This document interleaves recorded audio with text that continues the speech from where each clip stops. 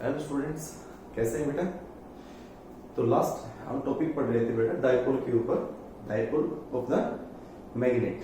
ठीक है, तो अब हम उसी को कंटिन्यू करते हैं। उसे डायपोल पे एक दो टॉपिक और हैं। एक तो टॉपिक है torque of a magnetic dipole of a magnet when placed in external uniform magnetic field. ये सेम उस क्वेश्चन जैसा है जब आपने इलेक्ट्रिक डायपोल को इलेक्ट्रिक फील्ड के अंदर रखा था बेटा। ठीक है, सेम वो को है वहां ये कह सकते हैं हम, ये उस इलेक्ट्रिक फील्ड का एनालॉग है, दूसरा रूप है। जब इलेक्ट्रिक फील्ड में रखते हैं तो हमारा आंसर आता था Pe sin थीटा। तो यहाँ पे आपको डायरेक्ट आंसर पता होगा मेरे ख्याल से, P की जगह यहाँ पे क्या यूज है M, वहां E होता है, यहाँ क्या आएगा B, और वेक्टर होता है हमेशा टॉर्क। तो टॉर्क वेक्टर है तो हमेशा कंपोनेंट कौन सा आएगा sin थीटा। तो यहाँ पे हमारे पास आंसर आएगा MB sin थीटा। तो आंसर तो आप याद रखो अपने यहाँ, तो वही होगा सेम। तो हमने मैग्नेटिक फील्ड के अंदर भी दो टॉर्क पढ़े हैं। एक तो टॉर्क पढ़ा है due to current carrying loop, current के कारण, उसका आंसर भी MB sin थीटा था। लेकिन वहां जो M था, डायपोल मोमेंट जो हमारे पास था, वो M था NIA। ठीक है, और अब जो हम टॉर्क पढ़ रहे हैं वो भी उसका आंसर भी MB sin थीटा आएगा। लेकिन वहां M का मतलब आएगा उस मैग्नेट के लिए आएगा वो, जिसमें उसका पोल स्ट्रेंथ, उन दोनों के बीच की सेपरेशन का, उनका प्रोडक्ट। ठीक है, तो दो तरह के डायपोल बताए मैंने, एक due to current carrying loop और एक ड्यू टू बार मैग्नेट। ठीक है, तो देखो बेटा कैसे हम करें इसका पहले डायग्राम। तो सबसे पहले हम एक एक्सटर्नल मैग्नेटिक फील्ड बना देते हैं।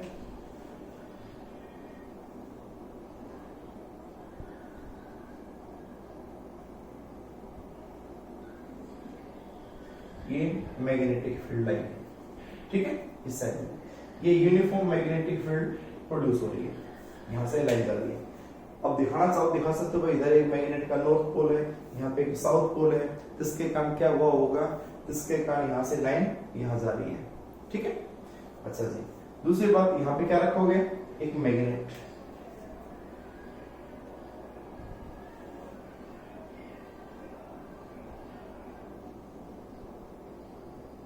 ये मैग्नेट है, ठीक है,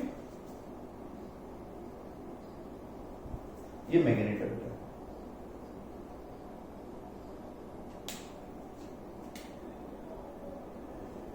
अब इस मैग्नेट का एक पोल यहां होगा, यहां पे, और एक पोल यहां होगा। ठीक है, यहां पोल साउथ, यहां पोल नॉर्थ। ये आपको पता है टोटल सेपरेशन साउथ से नॉर्थ, यानी कि ज्योमेट्रिकल जो हमारा डिस्टेंस मानते हैं अप्रोक्स, वो हम इक्वल ही मान लेते हैं, मैंने आपको बताया था। तो ये जो लेंथ मान लो कितनी 12, ये हो गया इसका सेंटर मैग्नेट का। ठीक है, ये सेंटर है जिसका अबाउट वो क्या करेगी, रोटेट ओ पॉइंट। अब आप बताएं इस पोल पे और इस पोल पे दोनों के ऊपर फोर्स लगेगा due to magnetic field, and force due to magnetic field कितना होगा और किधर होगा। अगर ये साउथ है तो आप देखो ये लाइन है, ये लाइन कहां से आ रही है, इधर से आ रही है। इधर आने का मतलब क्या है कि यहाँ पे हमारे पास एक मैग्नेट का पोल जो है ना इस साइड में, वो एक नॉर्थ पोल है, और यहाँ एक मैग्नेट का जो पोल है ना उधर इसका साउथ पोल है। तो इसका मतलब क्या होगा कि ये साउथ हमेशा नॉर्थ की तरफ अटैक्ट होता है, तो इस पोल के ऊपर जो फोर्स होगा वो इधर होगा, F1 नाम दे सकते हैं उसका। दूसरा, यहां पे जो फोर्स होगा नॉर्थ साउथ की तरफ होगा, F2 नाम दे सकते हैं उसका। दो फोर्स आपके सामने है, इस पोल पे और इस पोल पे, and force on the any pole due to external field क्या होता था बेटा, इंटेंसिटी के फॉर्मूले में हमने पढ़ा था, इंटेंसिटी होती थी force per unit pole strength. ठीक है, तो हमारे पास मैग्नेटिक फील्ड के कारण जो फोर्स आएगा वो कितना आएगा, तो सबसे पहले फोर्स ऑन किस पे करो, साउथ पोल। इन दोनों की जो पोल स्ट्रेंथ है वो तो सेम ही है, m है पोल स्ट्रेंथ, तो फोर्स जो बन जाएगा वो हो जाएगा m into P, this is F1। और आप उसको वेक्टर फॉर्म में करना चाहो तो F1 वेक्टर किधर है, नेगेटिव x एक्सिस में, तो नेगेटिव x का मतलब क्या हो जाएगा, minus of i cap. Equation first, force on north pole, force on north pole कितना आ जाएगा, F2 वेक्टर कितना हो जाएगा, वो भी mb आ जाएगा। तो ये क्या आ जाएगा बेटा, उधर है पॉजिटिव x में, तो ये आ जाएगा x axis means i cap. Net force on the dipole, इस डाइपोल पे यानी मैग्नेट के ऊपर कितना फोर्स होगा, नेट फोर्स ऑन डाइपोल, तो जो नेट फोर्स होगा F vector, this is equal to, vector form में निकाला तो आपको कुछ नहीं देखना, आपको सीधा से क्या करना है, एडिशन करना है। अगर स्केलर फॉर्म में निकालते हो, मैग्नीट्यूड के टर्म में निकालते हो, तो F1 भी mb आएगा, F2 भी mb आएगा, वो प्लस x में ये माइनस x में, मतलब दोनों आपस में क्या है, अपोजिट है, मैग्नीट्यूड में इक्वल है, आंसर तो जीरो आएगा वो भी। तो यहाँ भी आंसर जीरो आएगा, ये माइनस आई ये प्लस आई, तो यहाँ भी क्या हो गया, जीरो। और आपने देखा होगा इलेक्ट्रिक फील्ड के अंदर भी सेम कॉन्सेप्ट है, इलेक्ट्रिक फील्ड के अंदर भी इलेक्ट्रिक डाइपोल के ऊपर नेट फोर्स जीरो होता है अगर उसको यूनिफॉर्म इलेक्ट्रिक फील्ड में रखते हैं तो, ठीक है ना। सेम आंसर वहां ये आता है कि नेट फोर्स इज जीरो। लेकिन ये जो नेट फोर्स आया है वो इन दोनों के इक्वल और अपोजिट फोर्स के कारण आया है, लेकिन यहाँ पे टॉर्क जीरो नहीं होगा। टॉर्क जीरो क्यों नहीं होगा, क्योंकि जो दोनों फोर्स हैं वो डिफरेंट लाइन में है, इसकी लाइन ऑफ एक्शन ये है, इसकी लाइन ये है, ठीक है। तो दोनों की जो लाइन है वो क्या है, अलग अलग है, तो दोनों की लाइन अलग अलग होती है, तो दूसरे को क्या नहीं कर सकते बेटा, यानी जो टॉर्क होता है वो टॉर्क क्या करेंगे, कपल बनाएंगे यहाँ पे फोर्सेस, यानी ये फोर्स इसको कैसे घुमाएंगे, ऐसे, इसको कैसे घुमाएंगे, ऐसे, तो कैसे घूम जाएगा, क्लॉकवाइज, इस सेंटर के अबाउट ये इस तरह से घूम जाएगा।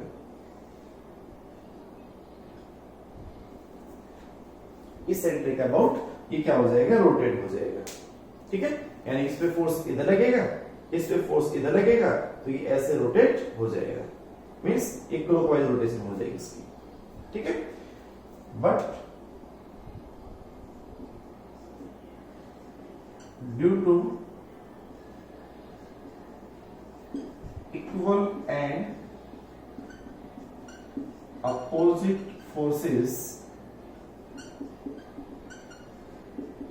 acting in different lines form a couple,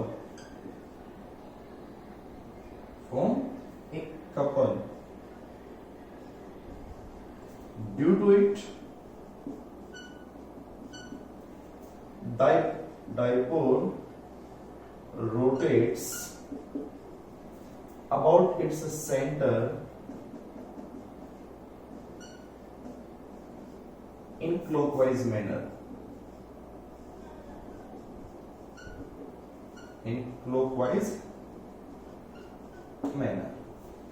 वो रोटेट होगा डाइपोल इस तरह से, ठीक है।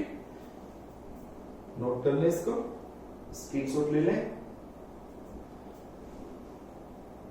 हो गया। चलो उसके बाद हमें क्या निकालना है, हमें निकालना है टॉर्क। अब टॉर्क निकालने के लिए क्या चाहिए होता है, लीवर आर्म यानी कि परपेंडिकुलर डिस्टेंस। अब परपेंडिकुलर डिस्टेंस कैसे निकालेंगे, देखो हम यहां से क्या करें,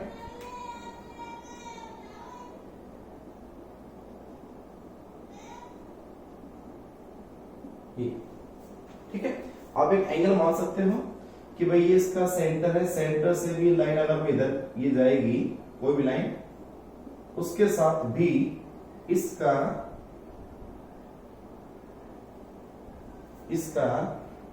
कितना एंगल बनाएगा, थीटा एंगल, ठीक है, थीटा एंगल भी। अब ये थीटा है हमारे पास, अब आप देखो ये थीटा होगा तो ये भी तो थीटा ही होगा भाई, ये है ना सेम, तो ये थीटा है तो ये भी थीटा आएगा। थोड़ा ध्यान से बनाओ ना डायग्राम के अंदर, ये मैग्नेट थी, ये मैग्नेट का एक्सिस है उस एक्सिस का सेंटर, ये सेंटर O था, उसका मैग्नेटिक फील्ड लाइन, ये मैग्नेटिक फील्ड लाइन है, तो उस मैग्नेटिक फील्ड लाइन के साथ उसने कितना एंगल बनाया, थीटा एंगल बनाया, ठीक है। तो जब ये एंगल थीटा होगा तो ये भी कितना आएगा, थीटा। अब एंगल के सामने ये क्या बनेगा, परपेंडिकुलर, ये क्या बनेगा, बेस, और ये क्या है, हाइपोटेन्यूज। तो हाइपोटेन्यूज गिवन है, तो बेस कितना होता है, कई बार कर चुके आप, बेस हमेशा होता है cos थीटा, तो ये आ जाएगा 2l cos थीटा, और परपेंडिकुलर क्या बन जाएगा, 2l sin थीटा, ठीक है। तो ये परपेंडिकुलर क्या आ जाएगा, 2l sin थीटा। तो उसका जो टॉर्क आ जाएगा वो क्या आ जाएगा, देखिए डायग्राम कंप्लीट अब हुआ है, तो डायग्राम ये बनाना सारा कंप्लीट, ठीक है। तो क्या होगा देखो उसमें आगे,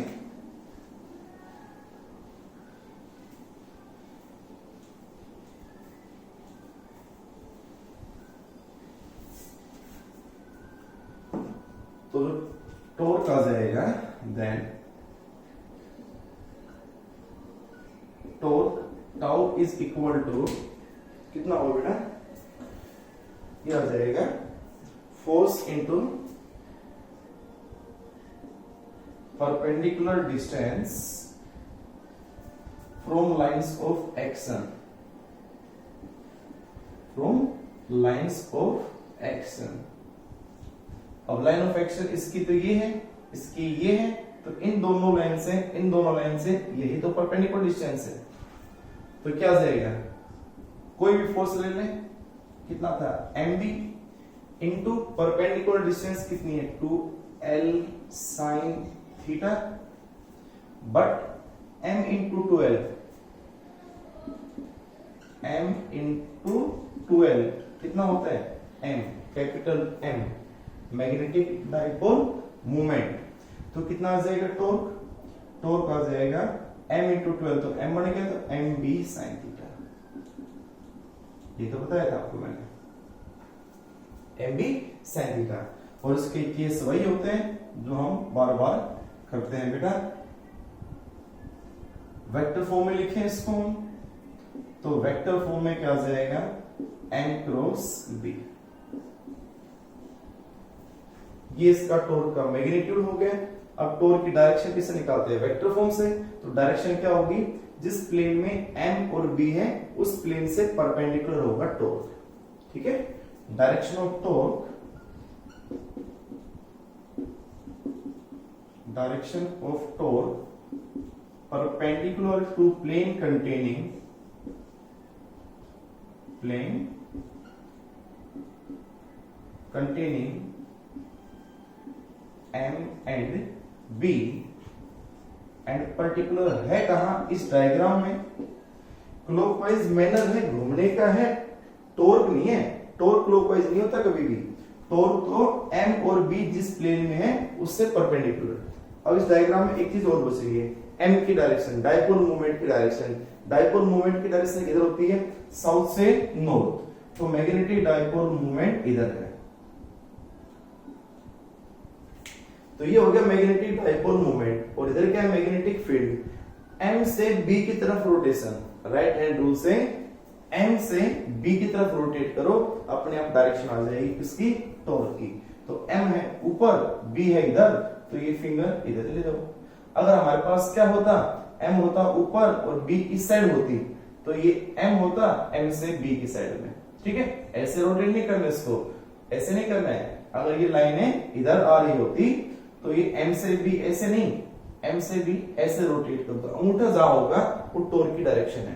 तो यहाँ पे क्या है, m हो गया इधर, तो m हो गया ये, और इस साइड से इधर, इस साइड में क्या है b, तो इधर रोटेट करवा दो इन फिंगर्स को, तो अपने आप अंगूठा कहां गया, अंदर, अंदर का मतलब इनवर्ड। तो यह टॉर्क जो होगा वो इनवर्ड एंड डायरेक्टेड इनवर्ड,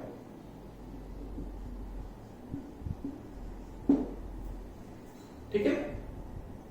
ये है कंप्लीट टॉर्क। आप इसके स्पेशल केसेस कर सकते हो जो बार बार आप करते आए हो।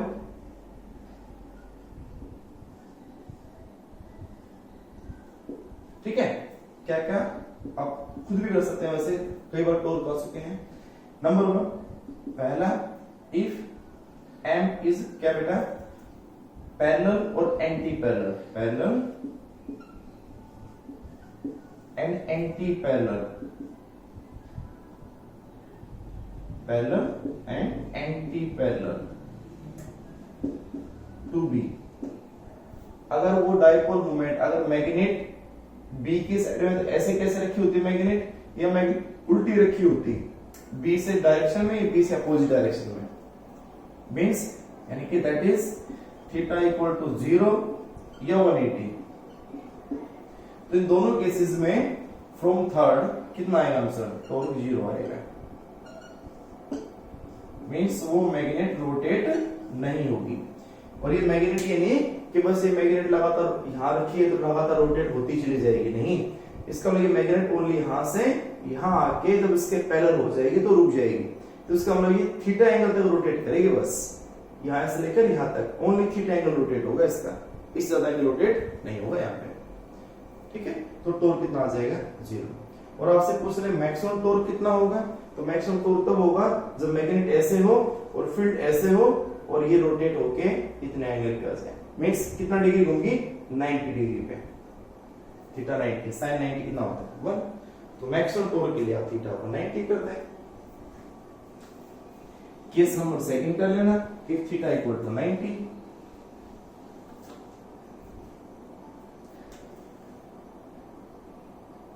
Special cases number 1 number 2, if m is perpendicular to b, यानी कि that is theta equal to 90, theta 90 आएगा तो टॉर्क हो जाएगा m into b, this is equal to, आप लिखना चाहो तो this is equal to tau maximum, ठीक है। तो ये आ गया मैक्सिमम टॉर्क, ठीक है बेटा। चलो बस कंप्लीट, इतना ही टॉर्क का, क्लियर। चलो नेक्स्ट, अब चलते हैं, सेम वही बात है जहां पे इलेक्ट्रिक फील्ड के अंदर निकाला था हमने पोटेंशियल एनर्जी, हम इसके अंदर भी निकालेंगे वही सेम। डायग्राम कर देता है, उनमें डायग्राम बढ़ाने की जरूरत नहीं है आपको, क्योंकि अब इसमें चाहिए कैसे, इसको छोड़ रहा पे, तो ये केस नोट कर लेना इनके सभी दोनों में।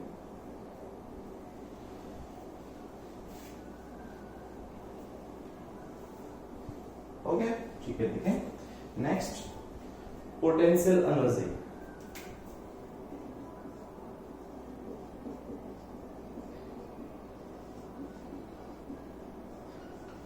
of an electric dipole,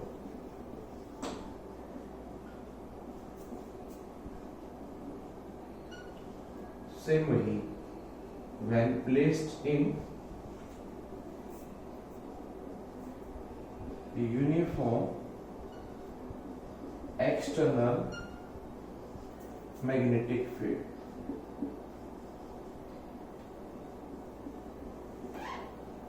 और यहाँ पे पोटेंशियल एनर्जी किस फॉर्म में है, यानी कि क्या कौन सा वर्क होगा, किस टाइप का वर्क होगा कि पोटेंशियल एनर्जी आएगी यहाँ पे, यानी ड्यू टू पोजीशन होती है ना, ड्यू टू पोजीशन यानी ड्यू टू कॉन्फ़िगरेशन। तो यहाँ पे क्या कौन सा वर्क है हमारे पास, यहाँ वर्क है। अब ये मैग्नेट क्या होगी, मैग्नेट यहाँ के रुक जाएगी, यहाँ थी इस एंगल पे थी, ये जब मैग्नेटिक फील्ड के बिल्कुल पैरेलल होगी तो ये मैग्नेट आके यहाँ पे रुक जाएगी, अब आगे रोटेट नहीं होगी। तो अब हमें क्या करना है, अब हमें इसको रोटेट करवाना है किसी भी एंगल से, स्मॉल एंगल से। तो आपको रोटेट करने, अगर रोटेट करवाना है तो अपने आप नहीं, यहाँ अगर ऐसे मैग्नेट रखी हुई तो अपने आप रोटेट होगी, ये अपने आप यहाँ के रुकेगी, आपने कोई वर्क नहीं किया। लेकिन अगर यहाँ मैग्नेट ऐसे रुकी, अब इसको अगर और रोटेट करना है तो ये अपने आप नहीं होगी, आपको करवानी है, आपको इसको स्लाइटली डिस्प्लेस करना होगा। तो स्लाइटली डिस्प्लेस करने में जो वर्क आप कर लेगा ना, और जो ये कॉन्फ़िगरेशन वहां पे बनाएगी अपने आप, तो बेटा वही उसकी क्या होती है, पोटेंशियल एनर्जी। आप कितना एंगल पे चेंज करते हो, कितना एंगल पे इसको आप रखना चाहते हो। अब आप क्या करोगे, आपको यहाँ किया, आपने रोटेट करके यहाँ कर दिया, ऐसे कर दिया इसको, तो ये अगर इसको वापस छोड़ दोगे तो वापस आ जाएगी। तो लेकिन आपको यहाँ से इतना एंगल पे आपने रोटेट किया और आपको इसी पोजीशन पे उसको रखना है, क्योंकि potential energy due to position, वो मोशन में नहीं हो, वो इसी पोजीशन पे फिक्स हो। तो जब इसी पोजीशन पे फिक्स हो तो इसको इसी पोजीशन पे फिक्स रखने के लिए मुझे कितना वर्क करना पड़ेगा, वो उतना ही वर्क करना पड़ेगा जितना इसको यहां से यहां तक लाने में वर्क करना पड़ा था, ठीक है ना। क्योंकि अगर इसको आप छोड़ दोगे यहाँ पे तो फिर से वापस यहाँ पे बन जाएगी। अगर आपको ऐसे मैग्नेट यहाँ पे चली गई थी, अगर आपको वापस ऐसे रखनी है इसको तो फिर से आपको वर्क करना पड़ेगा। तो वर्क करना पड़ेगा क्योंकि इसको छोड़ते वापस ऐसे आएगी, यानी इसका अपने आप क्या होता है, ऑसिलेशन होते हैं। यहाँ पे रह रुकेगी, नीचे छोड़ दोगे फिर वापस आ जाएगी, ऊपर ले जाओगे फिर वापस आ जाएगी। इसके अंदर ऑसिलेशंस होंगे, ठीक है ना, सिंपल हार्मोनिक मोशन होगा इसके अंदर। तो आपको अगर इस पोजीशन से इस पोजीशन पे लेके गए हो तो आपको इसी पोजीशन पे रखने के लिए वर्क करना पड़ेगा, आपको पकड़े रखना पड़ेगा इसको, तब तक रुकी रहेगा, छोड़ दोगे तो वापस चला जाएगा। तो आपको इसी पॉइंट पे इसको रखने के लिए जो वर्क करना पड़ता है वो उतना ही वर्क होगा जितना वो इस पोजीशन पे थी, उसको यहां से लेकर इतना डिस्प्लेस करने में आपने जो वर्क किया है, ठीक है ना। तो कितना वर्क करोगे आपको, आप स्मॉल डिस्प्लेसमेंट करने के लिए, देखो ध्यान से। तो व्हाट इज, आपसे वो डेफिनेशन पूछ रहे हैं कि what is the potential energy of an electric dipole, तो आप लिख सकते हो it is the amount of work done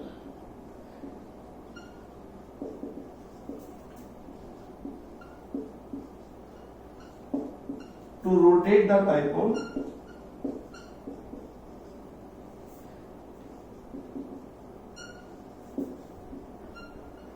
from its one position to another position।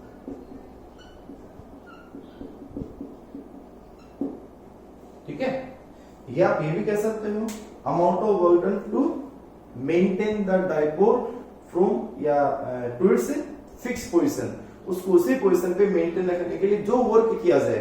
आपको सर ऐसे छोड़ दो उसको, ऐसे छोड़े हम वर्क कहां कर रहे हैं, वर्क करना है हमें।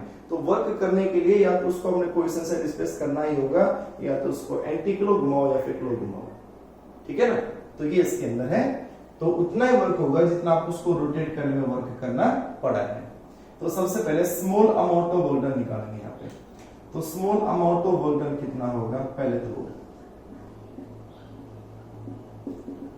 Small amount of work done this is equal to dw।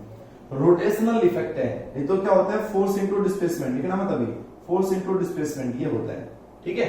लेकिन ये रोटेशनल है तो फोर्स की जगह तो क्या आ जाएगा टॉर्क, और ds की जगह क्या आ जाएगा d थीटा। तो ये बनेगा अमाउंट ऑफ वर्क डन, कितने एंगल से रोटेट किया, स्मॉल एंगल d थीटा से। तो टॉर्क की वैल्यू हमें पता है, वो वापस पुट कर दे। टॉर्क कितना था, mb sin theta into D theta. आपको निकालना है नेट वर्क, अब इसका नेट वर्क डन कितना होगा, तो बाद में कहूंगा टोटल वर्क डन।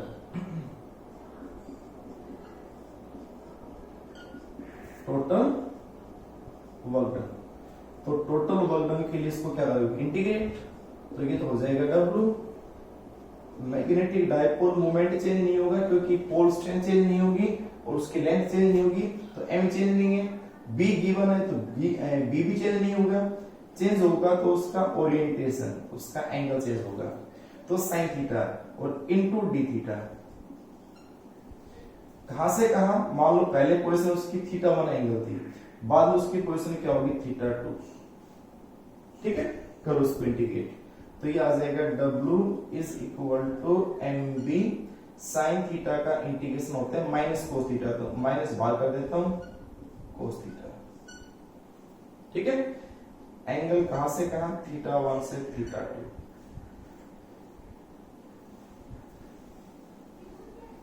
आपको इसमें ये डायग्राम बनाने की जरूरत नहीं है पोटेंशियल एनर्जी में, आपको बस थ्योरेटिकली लिख देना है बात। ये कितना आ जाएगा अभी, तो ये जो वर्क आ जाएगा बेटा वो हो जाएगा माइनस ऑफ mb, और अंदर हो जाएगा अपर लिमिट थीटा की जगह तो कोस θ2, फिर आएगा माइनस थीटा की जगह θ1 कोस θ1।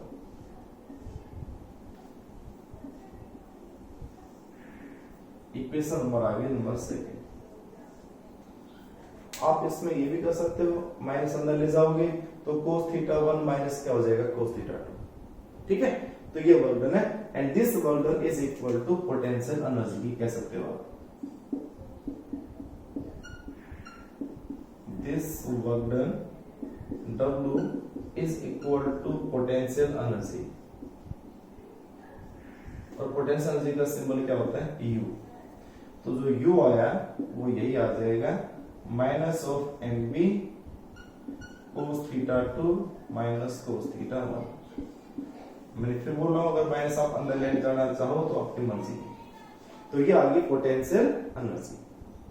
अब आपके न्यूमेरिकल्स मैंने आपको फर्स्ट यूनिट में बताए थे कि इसमें न्यूमेरिकल्स क्या आते हैं कि मान लो उसको कहां से कहां ले जाना है, एंगल 0 से 180 या किसी भी पोजीशन से दूसरी पोजीशन में। तो इनिशियल एंगल हमारे पास कौन सा है, थीटा 1, फाइनल एंगल कौन सा है, थीटा 2। तो आपको 0 से 180 ले जाना है, तो 0 रख दो यहाँ, 180 हो गया यहाँ, ठीक है ना। m चेंज होना ना b चेंज होना। न्यूमेरिकल आता है एक नंबर के अंदर कॉन्सेप्चुअल मान सकते हो उसको न्यूमेरिकल बोल सकते हो आप, ठीक है। तो जरूर उसके ऊपर बनता है बेटा टॉपिक वो। तो यू आ गया।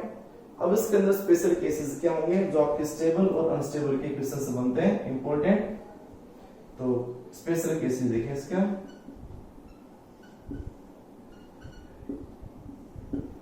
नंबर 1, इफ थीटा जो 1 है इनिशियली वो तो है 90, मींस वो जो मैग्नेट है ना, वो मैग्नेट ये तो अभी फील्ड होगी वो उसके परपेंडिकुलर रखी हो इनिशियल, ठीक है ना।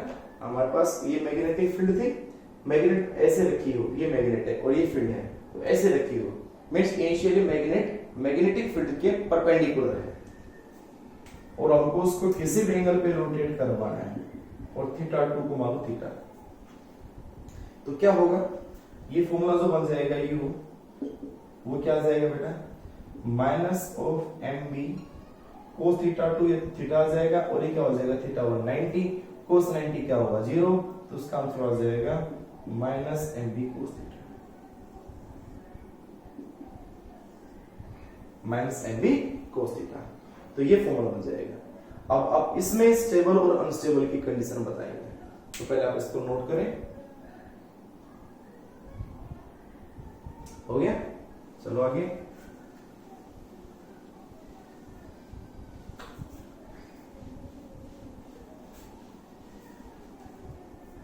उसके बाद सब केस करें, सब केसेस का मतलब जो हमने केस किया है ना उसके अंदर और केसेस। तो नंबर 1, इफ ये जो थीटा है ये 0, अगर ये थीटा 0 हुआ तो यू जो आएगी पोटेंशियल एनर्जी वो आ जाएगी minus of M B and this is minimum potential energy. और अगर आप इसको टॉर्क में पुट करेंगे, टॉर्क क्या था एम बी साइन थीटा, तो एम बी साइन 0 कितना आएगा 0। तो आप बताओ, जिस कंडीशन में टॉर्क 0 हो, पोटेंशियल एनर्जी मिनिमम हो, उस कंडीशन को बोलते हैं स्टेबल इक्विलिब्रियम। क्या बोलते हैं, स्टेबल इक्विलिब्रियम। इक्विलिब्रियम का मतलब होता है फोर्स और टॉर्क 0 होना। तो इक्विलिब्रियम से स्टेबल हो अनस्टेबल हो, टॉर्क तो हमेशा 0 ही आएगा, तो टॉर्क 0 है। उसके अलावा अगर वो स्टेबल है तो वहां पे पोटेंशियल एनर्जी कम से कम होगी, कम से कम यानी मिनिमम है। तो this is the condition of stable equilibrium. This is condition of stable equilibrium.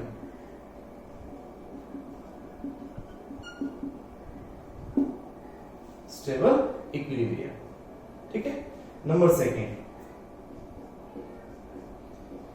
If theta is equal to कितना हो 180 हो, तो थीटा का 180 आएगा फ्रॉम फोर्थ की बात करेंगे सभी, ये फ्रॉम फोर्थ इक्वेशन है बेटा।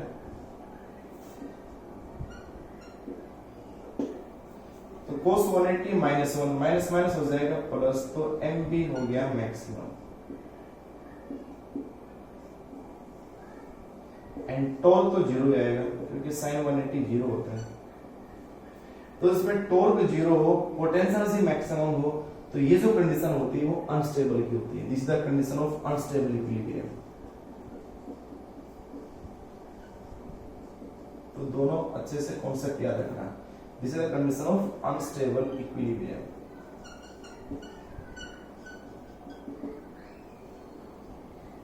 ये हो गया आपका पोटेंशियल एनर्जी का कॉन्सेप्ट। अगर आप सब न्यूमेरिकल को छोटा सा पूछ रहे हो, मैं आपको छोटा सा बता देता हूं। इलेक्ट्रिक फील्ड में बताया था कि क्या करना है, हमें किसी भी एक डाइपोल को रोटेट करना है from stable to unstable. Question आ गया, what is the amount of work done to rotate the dipole from its stable condition या stable position to unstable position, stable equilibrium to unstable equilibrium. तो कितना amount of work करना पड़ेगा, तो बताओ stable से अनस्टेबल ले जाना है।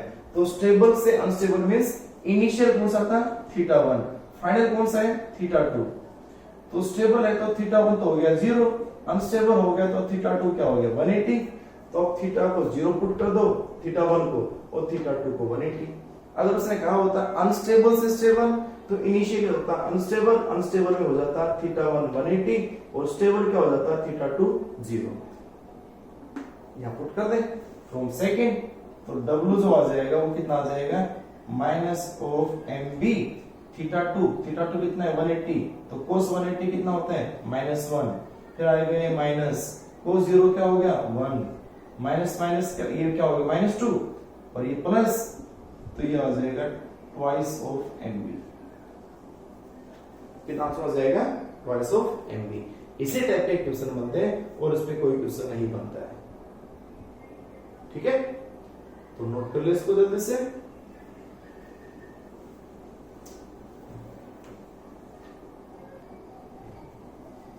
हो गया बेटा नोट।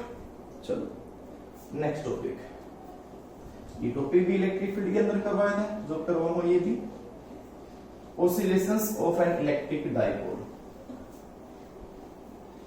ठीक है, अब क्या पढ़ेंगे, इलेक्ट्रिक डाइपोल के बजाय magnetic dipole. Oscillations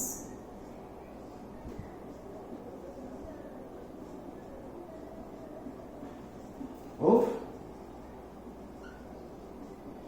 magnetic dipole. Oscillations का मतलब है हमें क्या फाइंड करना है, हम ये क्वेश्चन आ सकते हैं इसके अंदर, और find time period and frequency of magnetic dipole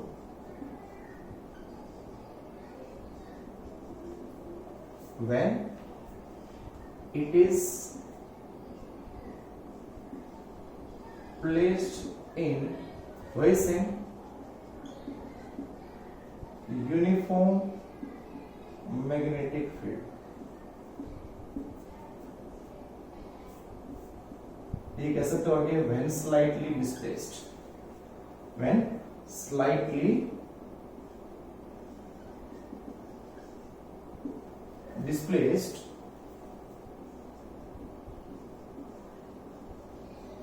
from its initial position, from its initial position। तो इसके अंदर आपका क्वेश्चन का कुछ आंसर भी आ गया कि टाइम पीरियड निकालना है, फ्रीक्वेंसी निकालनी है, कब निकालनी है, जब उसको स्लाइडली क्या कर देते हैं, डिस्प्लेस कर देते हैं। तो वही बात है, हमारे पास एक मैग्नेट है, मान लो कैसे मान सकता है उसको, ये एक मैग्नेट है, ठीक है, ठीक, ये मैग्नेट है बेटा, ये मैग्नेट का सेंटर हो गया, मान लो ये हो गया साउथ पोल, ये हो गया नॉर्थ पोल, ये हो गया उसका सेंटर, और उसमें जो फील्ड हमारे पास है, वो फील्ड हमारे पास कैसे है, वो फील्ड ली थी बेटा इस साइड में, ये फील्ड है। हमने क्या किया है, इसको, ये ऐसे थी, हमने इसको इसका एक्सिस मान लो, ये इसका एक्सिस है, इस एक्सिस का इसके साथ स्लाइटली हमने इसको डिस्प्लेस कर दिया, कितने एंगल से, थीटा एंगल मान लो, थीटा एंगल से उसको क्या कहते हैं, डिस्प्लेस। पहले वो कैसे था, पहले ही मैग्नेट ऐसे थी, बी भी ऐसे है, बिल्कुल दोनों पैरेलल है, ठीक है। फिर उसको हमने क्या किया, स्लाइटली थोड़ा सा डिस्प्लेस कर दिया, ऐसे ऐसे कर दिया, और मैंने क्या कहा था, जैसे आप उसको छोड़ोगे तो वापस यहां आ जाएगी, तो लगातार क्या करेगी, ओसिलेट करेगी, इसकी मेन पोजीशन के अबाउट ऐसे ऐसे रोटेट होती रहेगी। लेकिन ये हमारी जो मैग्नेट है, ये मैग्नेट वापस इसी पोजीशन पे, हमें इसी जगह पे मेंटेन रखना पड़ेगा, एक जगह पे रखना होगा तो वर्क करना पड़ेगा। छोड़ दोगे तो क्या करेगी, ओसिलेट करेगी। ठीक है, तो इसके अबाउट, इस सेंटर के अबाउट ही ओसिलेट करेगी। तो आप इसको ऐसे बना सकते हो, आप इसको ऐसे भी बना सकते हैं कि भाई हमारे पास ये ऐसे सस्पेंड कर दिया हमने, ठीक है, ये मैग्नेट थी, तो यहां इस एंड के अबाउट रोटेट करेगी, यहां इस एंड के अबाउट रोटेट करेगी, ठीक है ना, यहां पे इस एंड के अबाउट रोटेट करेगी,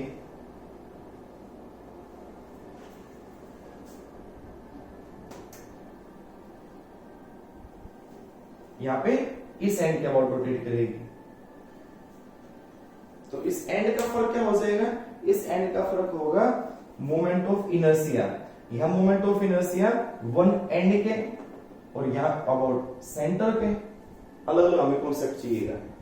तो देखो बेटा, कितना टॉर्क होगा जब हम इसको क्या करेंगे, जब वो इस जगह पे थी तो यहां से लेकर जब यहां ले आया तो उसका मतलब क्या लगा, हमने वर्क किया और उसमें टॉर्क प्रोड्यूस होगा अपने आप। वो टॉर्क कितना प्रोड्यूस होता है, एक्सटर्नल टॉर्क, जब यहां मैग्नेट होती है तो वो टॉर्क, एक्सटर्नल टॉर्क था mb sin थीटा। कितना था, mb sin थीटा। तो एक्सटर्नल टॉर्क जो प्रोड्यूस होगा वो कितना होगा,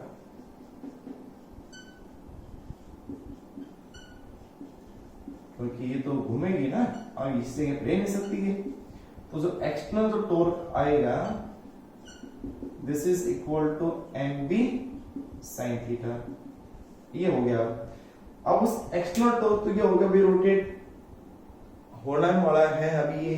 अगर इसको आप छोड़ दोगे तो वापस कौन लेके जाता है, जो रोटेट करवाता है वो तो हो गया एक्सटर्नल, जो उसको वापस उसी पोजीशन पे लेके जाता है वो कौन होता है, रिस्टोरिंग। तो रिस्टोरिंग टॉर्क क्या होगा, इसका उतना ही होगा जितना कि एक्सटर्नल है। रिस्टोरिंग टॉर्क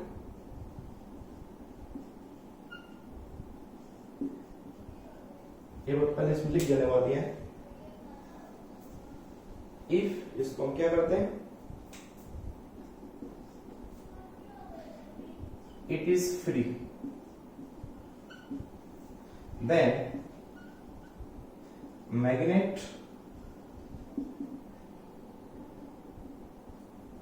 क्या करेगी बेटा, ओसिलेट, या कह सकते हैं magnet acquire its initial position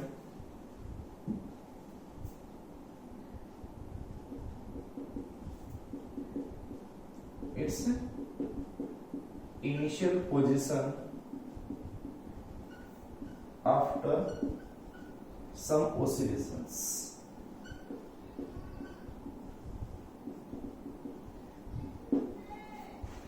तो ऑसिलेशन ऐसे सम है या नहीं है, सिंपल हार्मोनिक मोशन होगा कि नहीं होगा, वो एक इक्वेशन होती थी। अगर वैसे इक्वेशन बनती है तो ऑसिलेशन होंगे, नहीं तो नहीं होंगे। ठीक है, तो रिस्टोरिंग टॉर्क कितना आएगा, देन रिस्टोरिंग टॉर्क टाउ कितना होगा, this is equal to, negative होता है ना, तो this is equal to minus of mb sin theta. ये आ गया रिस्टोरिंग टॉर्क। ठीक है, और हमने कहा एंगल इज वेरी स्मॉल, बहुत ही कम एंगल पे स्लाइटली क्या करना है, इसको डिस्प्लेस करना है। Angle is very small,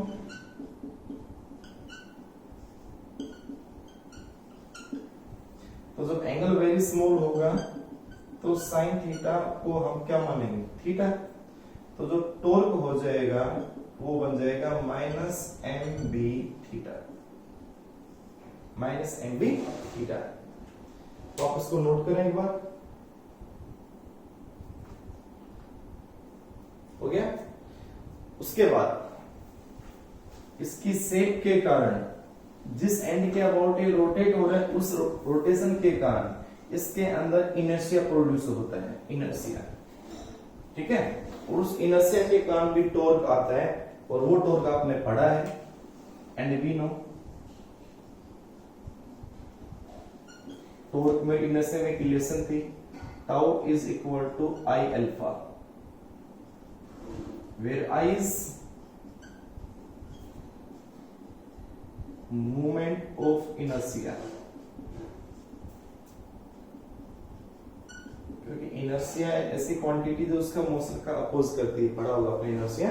rotational effect का अपोज होगा, उसमें लीनियर होता है, बस इतना फर्क है। लीनियर में मास होता है, यह मोमेंट ऑफ इनर्शिया होता है। I the moment of inertia किसके अबाउट, किसका, ऑफ मैग्नेट अबाउट ओ के अबाउट, जिस पॉइंट के अबाउट रोटेट करेगी उसी के अबाउट इनर्शिया लिया जाता है। ठीक है, इनर्शिया आपको प्लस वन में करवा चुके हैं खूब, कि सेंटर के अबाउट होता है तो क्या होता है, उसके वन एंड के अबाउट होता है तो क्या होता है। तो टॉर्क जो आ जाएगा वो कितना हो गया, आई इंटू एल्फा। एल्फा क्या है, angular acceleration, and alpha is angular acceleration.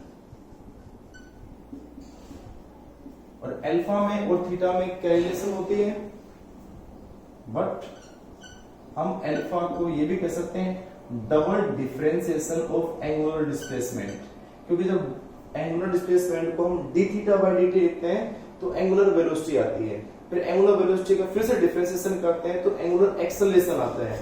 तो इसका मतलब आप एंगुलर डिस्प्लेसमेंट को डबल डिफरेंशिएट करते हो तो क्या आता है, एंगुलर एक्सेलरेशन। ये सभी बातें पहले पढ़ चुके हैं। 5 तो फ्रॉम 4 पुटिंग 4, तो जो टाउ आ जाएगा वो आ जाएगा I into D two theta divide by D T square, equation number 6। अब एक टॉर्क है ड्यू टू इनर्शिया, एक टॉर्क है ड्यू टू मैग्नेटिक फील्ड, ठीक है, in terms of dipole moment. तो from 3 and 6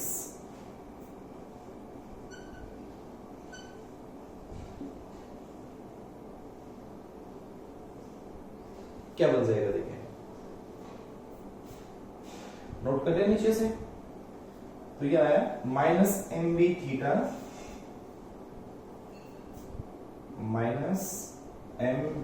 theta is equal to I d two theta divide by D T square. हम इसको ये भी कह सकते हैं और d two theta divide by D T square is equal to minus M B divide by I और into theta equation number 7। अब आपको शक हो तो आप चेक कर सकते हो, ये जो इक्वेशन होती है, ये जो इक्वेशन है अल्फा बोल सकते हो उसको, alpha is equal to minus omega square theta. ये जो इक्वेशन होती थी वो एसएचएम की होती थी, इक्वेशन ऑफ एसएचएम। ठीक है, तो क्या आएगा, कंपेयर विद हम इसको कह सकते हैं, compare with general equation of SHM. क्या थी बेटा वो, नोट कर लिया आपने, नोट करो जल्दी से इसको। तो जनरल इक्वेशन ऑफ एसएचएम क्या होती है बेटा,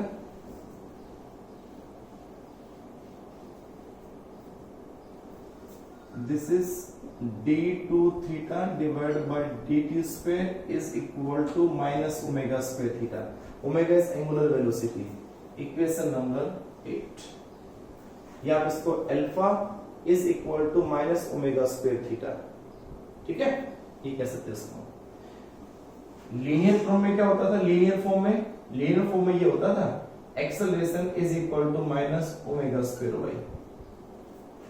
तो लीनियर फॉर्म में ये है acceleration equal to minus omega square y. तो एंगुलर फॉर्म में क्या आएगा, ए अल्फा बन जाएगा माइनस ओमेगा स्क्वायर वाई की जगह हो जाएगा थीटा हो जाएगा। ठीक है, के लगा सकते हो इसको, ए इक्वल टू माइनस के वाई लगा सकते हो, कांस्टेंट टर्म है। अब बताओ इस टर्म को इस टर्म को आपस में कंपेयर करें, फ्रॉम 7 and 8 क्या बनेगा बताओ। तो ये same theta theta same, minus minus same, तो ओमेगा स्क्वायर की जगह क्या आ जाएगा, ये आ जाएगा omega square is equal to M B divide by I and omega is equal to under root M B divide by I.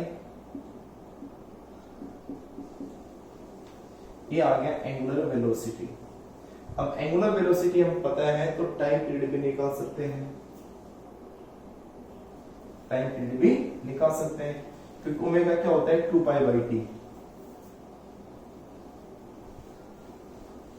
Omega क्या होता है 2 pi by T, but omega होता है 2 पाई बाई टी या 2 pi nu. तो यहां से 2 pi by T is equal to under root M B by I. तो यहां से टी आपको निकालना था, तो टी ऊपर गया तो यह आ जाएगा 2 pi under root I by M B. ये आ जाएगी इक्वेशन नंबर 9। ठीक है, तो टी इधर जाएगा, इधर आ जाएगा, तो 2 pi I by root of M B. And frequency आप डायरेक्ट कर सकते हो, फ्रीक्वेंसी टाइम पीरियड का रेसिप्रोकल होती है। तो जो फ्रीक्वेंसी आ जाएगी वो आ जाएगी 1/2 pi under root M B by I. ये फॉर्मूला डायरेक्ट भी याद रखना है न्यूमेरिकल स्केल पर, और उसका डेरिवेशन भी याद रखना, इंपॉर्टेंट टॉपिक है ये भी। ठीक है, तो ये था oscillations of electric magnetic dipole. ये टॉपिक सेम मैंने आपको इलेक्ट्रिक डायपोल में भी करवा चुका हूं पहले। इलेक्ट्रिक डायपोल के अंदर क्या फॉर्मूला था अपने आप बता सकते हो, सेम था, T equal to 2 pi I by P E, N की जगह P और B की जगह E। ठीक है, इसे थोड़ा सा मैंने आपको इसको जल्दी से करवाया, जल्दी क्या समझाया, ठीक है सारा मेरे ख्याल से मैंने। और दोबारा से आप इसको करें तो एक बार फिर से इलेक्ट्रिक डायपोल का दोबारा से देख लें, फिर करने बैठ जाना। दोनों आपके जो टॉपिक है वो कंप्लीट हो जाएंगे, दोनों अच्छे समझ में आ जाएंगे। ठीक है, थैंक यू बेटा। नेक्स्ट लेक्चर के अंदर हम इसको आगे एक तो बोर मैग्नेटोन का टॉपिक है वो करेंगे, उसके बाद में करंट ड्यू टू सोलेनोइड, मतलब जो बार मैग्नेट है as a current carrying solenoid, वो भी करेंगे। ठीक है, तो आप इनको करें अच्छे से पहले एक बार। ओके, थैंक यू, बाय बेटा।